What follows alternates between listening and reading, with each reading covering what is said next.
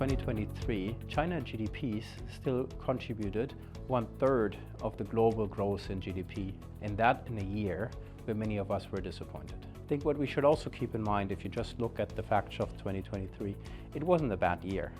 We've still seen mid-single-digit growth. We actually seen a year where income nationwide increased by 6%, and that in a country which has not seen any inflations. There's a lot of positive indicators looking back in 2023. It's very important to notice that there are still pockets of growth which are stronger than others. As a result of that, you also see companies who are actually doing substantially better, and actually high performers still experience very strong growth. At the same time, there are companies who are actually declining, and they're declining also, some of them even double digits. So I think the spreads, because of winning companies and the losing companies in China, also becomes wider than it was in the past. If I look at how the year started, I think there's clearly one area which stands out in a positive way. The one area which stands out is international travel. And that is very interesting, because when we're at the end of the COVID days, still remember we were talking about, will actually Chinese yet again start to traveling internationally the same way how they did prior to the COVID years? Or will they shift their tourism, will they shift their travel behavior to ship more domestically? And the reality is, international travel is back. And international travel has grown steadily each and every single month throughout 2023, and also continues to actually see very strong growth levels in the beginning of 2024. So far, there is still more within Asia, but Europe's also catching up strongly. But the reality is, it is just a question of time that we're reaching international travel numbers as we had prior to 2020. The other thing which is incredibly interesting is, if you look about the question, what are people spending at during their travels? And are they spending again? The reality has shown that, yes, people still love to buy luxury outside of China. It is part of the experience going to Tokyo. It is part of the experience going to Paris and Milan.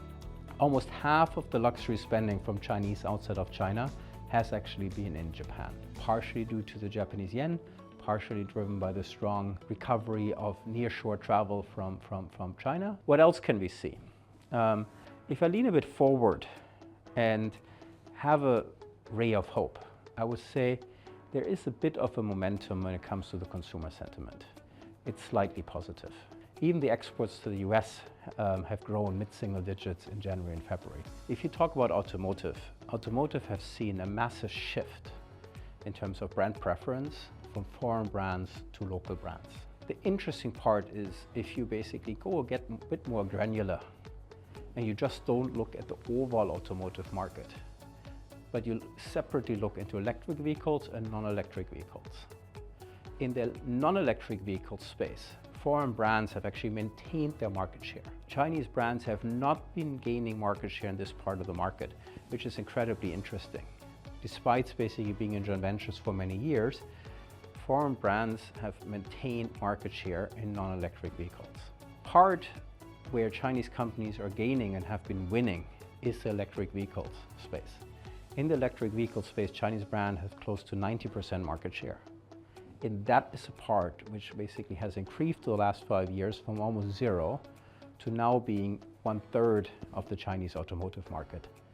And that shift in technology to electric vehicles, combined with the strengths of electric vehicles Chinese brands have led that the overall car market has fundamentally changed, with Chinese companies today winning in that basically important industry in China.